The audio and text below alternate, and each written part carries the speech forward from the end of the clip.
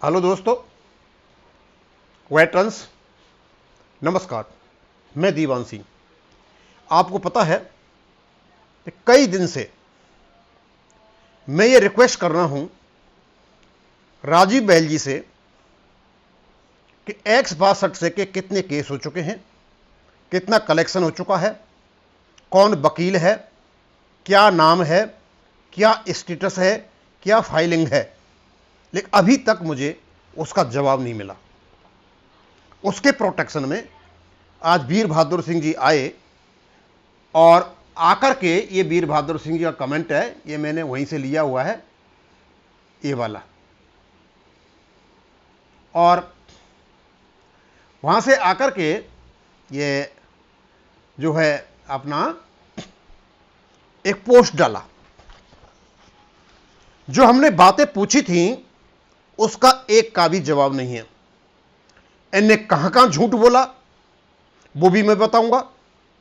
हम इनके साथ कैसे आए मैं वो भी बताऊंगा। इनकी और मैंने इंक्वायरी की वो भी मैं बताऊंगा। पहले तो मैं बताना चाहता हूं 12 मार्च 2023 को हम इनके साथ मिले, पूर्ण बात करके चेयरमैन के साथ निश्चय हुआ कि एक यूनाइटेड फ्रंट बनाएंगे।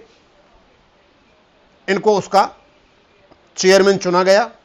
हमने इनको 20,000 रुपए का अपनी ऑर्गेनाइजेशन की ओर से एक चेक दिया और 12 मार्च को जो लोग पंजाब से आए हुए थे उन्होंने व्यक्तिगत डोनेशन भी दिया। हमें यह आशा थी कि दो ही ऑर्गेनाइजेशन थे, एक तो साहब का सैनिक संघर्ष समिति, एक वॉइस, दोनों ही ये इनकी अगुवाई में सारा काम हो रहा था। हमारे पास दो ही विकल्प थे, या तो साहब के साथ जाएं या इनके साथ आएं। वहां कपिल जो गाली गलौज कर रहा था उसकी वजह से वहां नहीं गए। हमने चूज किया कि इनके साथ जाएं और ये कुछ काम करेंगे। धीरे धीरे इनको वॉइस का जो चेयरमैन थे, कोऑर्डिनेटर थे, इनको चेयरमैन बनाया गया यूनाइटेड फ्रंट का। केवल कहने के लिए ये यूनाइटेड फ्रंट के चेयरमैन बने और केवल अपनी इमेज और अपना संगठन ही चमकाने में लगे रहे। ये तो इनकी कहानी है। उसके बाद अब बात तो यहां हो रही थी X62 के केस की और उसके बारे में बात करेंगे, लेकिन और भी कुछ बातें यहां छिड़ी हुई हैं। अब ये कहते हैं एक यूट्यूबिया वॉइस ऑफ सर्विसमैन सोसाइटी के खिलाफ एक्सपे को लेकर दुष्प्रचार कर रहा है, इसलिए उसके दुष्प्रचार का जवाब देना जरूरी है। इन्होंने यूट्यूबिया, वीर बहादुर सिंह जी आप अच्छी तरह जानते हो, यूट्यूब भी बनाता हूं, आपका भी बना रहा हूं आज, और जानते हो मेरा नाम दीवान सिंह है। ये वही दीवान सिंह है जिसके पैर तुम्हारे दिल्ली एनसीआर में मैंने जमवाए थे, नहीं तो कोई पूछता नहीं था यहां पे। वही दीवान सिंह है जो रात को 12-1 बजे भीगते हुए तुम मेरे घर आए थे किसी आदमी को लेकर के, मेरे घर में भी रुके, खाना भी खाया और यहां से तुम गए थे। अब ये तुम्हारी मर्जी है, तुम्हारी सभ्यता है कि तुम किस प्रकार से मुझे एड्रेस करते हो। मैंने इन बातों का नहीं पूछा था, मैंने सिर्फ यह पूछा था, और वो भी आपसे नहीं, क्योंकि आपका इस केस से कोई संबंध नहीं है। तब था जब था, अब नहीं है। हमने सिर्फ यह पूछा था कि आप ये बताइए कि पोजीशन क्या है X62 के केस की। लेकिन आपने दूसरी चीजों को यहां पर लपेट लिया है, तो जरूरी है जवाब तो मुझे देना पड़ेगा। अब आप कहते हो एक्सपे को लेकर संगठन सुप्रीम कोर्ट गया, जहां से AFT में रिप्रेजेंटेटिव कैपेसिटी में केस करने का आदेश दिया। केस को आपके संगठन की ओर से ले जाने का कोई भी इनिशियल प्रोग्राम नहीं था। केवल और केवल ये पिटिशनर की ओर से राजीव बहल जी से बात हुई थी और पिटिशनर की ओर से, सारे पिटिशनर की ओर से केस को लगाना था। लेकिन पता है जब निदेश गुप्ता जी यहां पर बैठे हुए थे, टाइम हमारे पास था नहीं, इतनी लिस्ट बन नहीं सकती थी, डॉक्यूमेंट इकट्ठे नहीं हो सकते, और निदेश गुप्ता जी ने कहा चलो तो ऐसा करते हैं, इसको ऑर्गेनाइजेशन की ओर से डाल देते हैं। इस प्रकार आपके ऑर्गेनाइजेशन का नाम आया।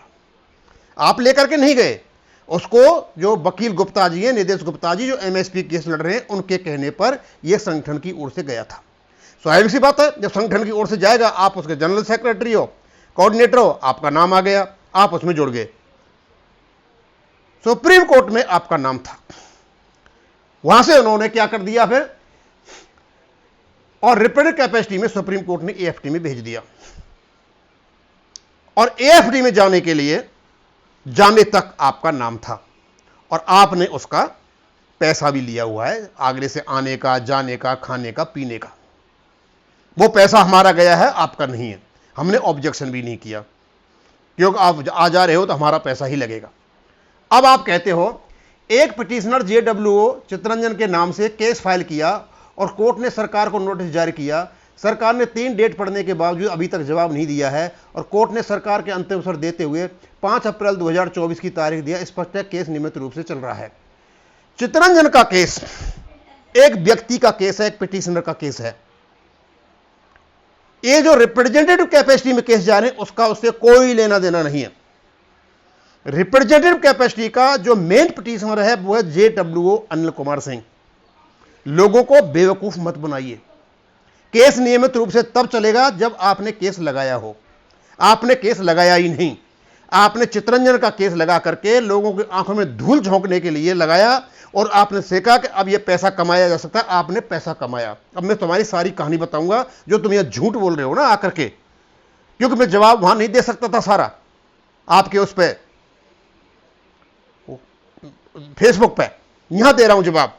चित्तरंजन का केस बिल्कुल सेपरेट केस है। इस केस से उसका कोई लेना देना नहीं है। ना हमारा मेन पिटिशनर है और ना वो हमारे पिटिशन के साथ है, वो अलग चीज है। फिर वॉइस ऑफ एक्सर्समैन सोसाइटी के नाम सुप्रीम कोर्ट के आदेश अनुसार अब लोग केस फाइल किया गया, जिस पर कोर्ट ने वॉइस के सदस्यों की सूची मांगी। ये बिल्कुल सही है, क्योंकि जो केस आप सुप्रीम कोर्ट ले गए थे उसी केस को आपने वहां जाकर के लगा दिया और आपसे सूची मांग ली। बिल्कुल सही है, यहां तक मानते हैं केस फाइल हो गया, केस चला गया। फिर क्या हुआ? कोर्ट में सूची दाखिल किया गया, लेकिन अगले तारीख पर कोर्ट ने कहा AFT एक्ट के अनुसार संगठन पार्टी नहीं बन सकता और आदेश दिया पिटीशन में संगठन के स्थान पर इंडिविजुअल नाम से फाइल करें और 500 हो या 800 या जितने भी नाम हो अटैच करें। यहां पर आप बिल्कुल झूठ बोल रहे हो वीर बहादुर सिंह जी। ये कहा था कि संगठन के नाम नहीं कर सकते हो, तो इसका मतलब आप और आपका संगठन दोनों को AFT ने निकाल दिया। और AFT के किसी भी ऑर्डर में ऐसा नहीं लिखा है कि आप 500 नाम जोड़ो या 800 नाम जोड़ो। यह आपकी बनाई हुई कहानी है और इसी कहानी से आपने लोगों से 2-2 हजार रुपए लेकर के कमाए हुए हैं।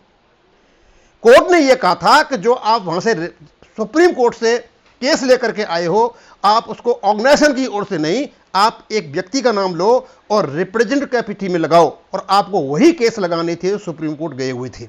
लेकिन यह भावना लेकर आपने कमाई का साधन सा, और यहां आपकी लड़ाई भी हुई थी जितेंद्र एडवोकेट से।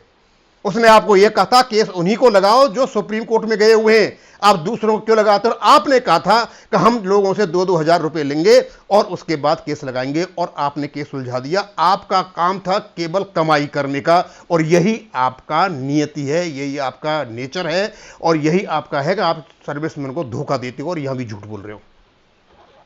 इसी कारण से यह केस अब तक नहीं लग पाया है। लोगों की आंखों में धूल मत झोंको। और जब आपको निकाल ही दिया, आपको ऑर्गेनाइजेशन को निकाल दिया, तो आप किस हैसियत से यह जवाब दे रहे हो? आप ये मुझे बताएं। हमको जवाब देंगे या तो राजीव बहल जी देंगे या जो वकील है वो देंगे, जिसका आप छुपा करके बैठे हो, जो लोगों को बता नहीं रहे हो। और आपने बहाना लेकर फिर जब पहले 250 लोगों ने 5-5 हजार रुपए दिए, तो दूसरे लोगों से आपने 2-2 हजार रुपए क्यों लिए? 800 लोगों का बनता है 16 हजार, और आपने 250 लोगों का ले लिया 12,500। 16 और 12.5 28 लाख रुपए आपके पास हैं, जिसमें से 4-4.5 लाख रुपए खर्च हुए हैं। फिर आप बताएं कि आपने वकील को कितने में किया है, और आपने वकील बाहर से क्यों किया है 70,000 रुपए में? वकील कितने में वकील किया है? और क्या आप पूरे पैसे को मारना चाहते हो? लोगों की आंख में धूल झोंकना चाहते हो? इस प्रकार लोगों को बरगलाना चाहते हो? अब आगे चलो। कहते हो कई AFT वकील और सरकारी वकील वॉइस से नाराज हो गए, 22-2000 में क्यों लड़ रहा है? ये झूठ मत बोलो। तुमसे कोई नाराज नहीं है, कोई वकील नाराज नहीं है, और न वॉइस केस लड़ रही है। वॉइस का यहां कोई भी लेना देना नहीं है। ये केवल केस लड़ रहे हैं X 62 से के पिटिशनर जिन्हें कंट्रीब्यूट किया है। जबरदस्ती आप वॉइस को मत घुसाइए यहां पर, क्योंकि आपको पता है कि वॉइस का जो अकाउंट है आप और ये चित्तरंजन जिसका केस आपने लगा रखा है, ये दोनों ही लेन देन करते हो। वॉइस वालों को यह भी पता नहीं है आप क्या देते हो और क्या लेते हो। और आपकी कहानी बताऊंगा कि आपने पूरी जिंदगी में कर क्या क्या रखा है। मैंने बात की वॉइस वालों से और लोगों से भी, तो आपकी बड़ी बड़ी बातें निकल करके सामने आ रही हैं। फिर कहते हो वकील इतना ही सरकार अपने वकील को देती है, उन्होंने वादा रजिस्ट्री के साथ मिलकर किया, लेकिन वॉइस ऑफ जेसीओ कल्याण बनी है। विरोध के बावजूद आप अपना जबरदस्ती पंगा ना डालें। आपसे अनुरोध है आप अपने को अलग करें और हमारा जो पैसा आप लोगों ने इकट्ठा किया है उसका पूरा हिसाब दें कि आपने कितना पैसा इकट्ठा किया है। उसमें पिटीशनर्स एक्स 6200 के वेटरन्स हैं। Voice of ex serviceman society उसमें पिटीशनर नहीं है, केवल आपने अपने अकाउंट में पैसा ले रखा है। हमने मना किया था, लेकिन राजीव बहल जी ने किया था कि हमारे पास कोई विकल्प नहीं है, हम उसका हिसाब रखेंगे, आप हमें हिसाब दें उसका। अब आप लिखते हो आगे, ये यूट्यूबिया अपने निजी स्वार्थ के लिए पूर्ति के लिए झूठा और मनगढ़ंत आरोप लगा रहा है। निजी स्वार्थ हमारा नहीं है, निजी स्वार्थ आपका था कि आपने हमारे केस को अटका दिया। अदरवाइज जब आपसे मना किया गया था कि आपकी वो नहीं हो सकती है एसोसिएशन, एक व्यक्ति का नाम लीजिए, उसी समय आपको व्यक्ति का नाम देना चाहिए था। डॉक्यूमेंट आपके साथ थे, 250 लोग थे, 250 का भी लड़ लेते तो वो सब पर लागू हो जाता।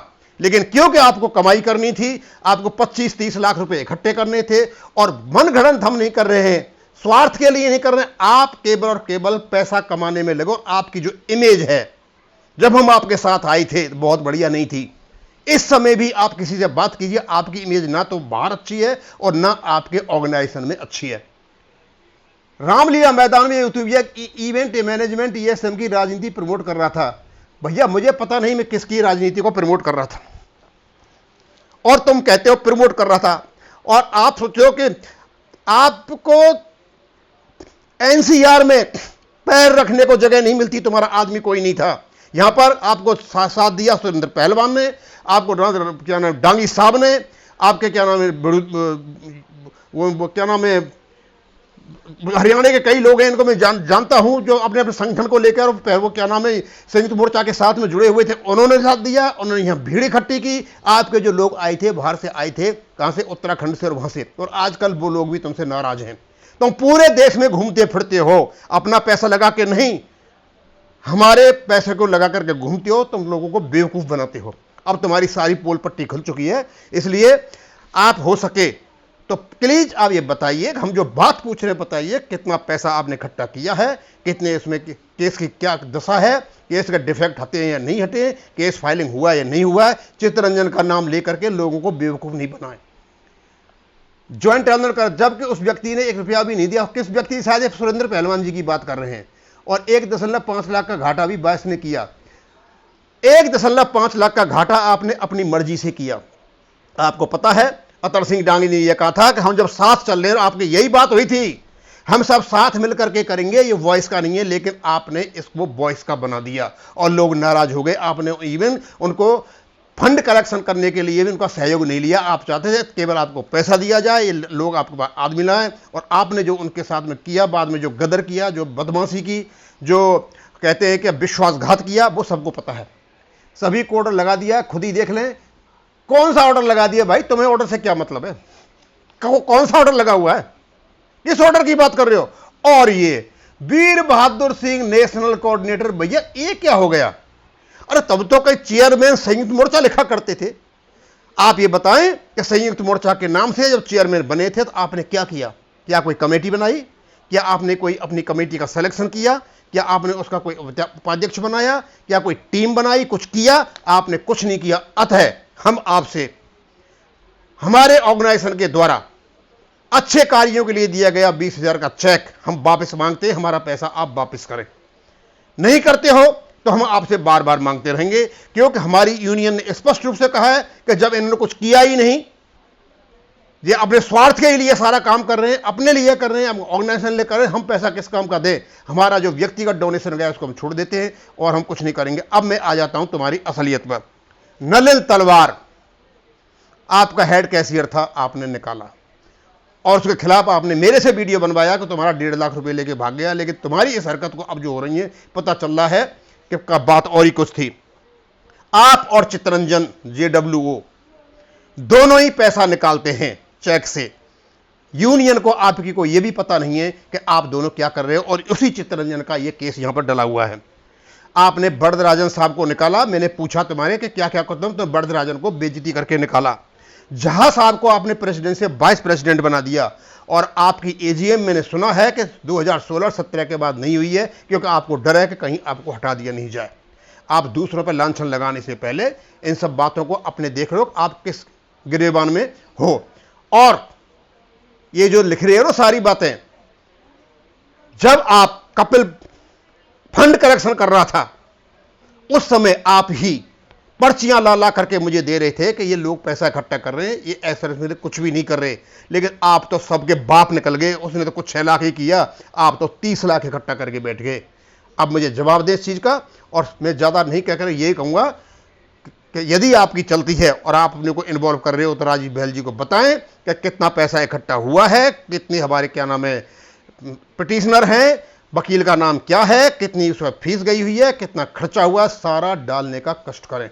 ये आपसे अनुरोध है, क्योंकि आपने मुझे पता है कि आपके कमेंट आपने फेसबुक से हटा दिए हैं, लेकिन उससे पहले ही मैं इनको क्या नाम है स्क्रीन कर चुका था। अब मैं यहीं खत्म करूंगा। थैंक यू, धन्यवाद।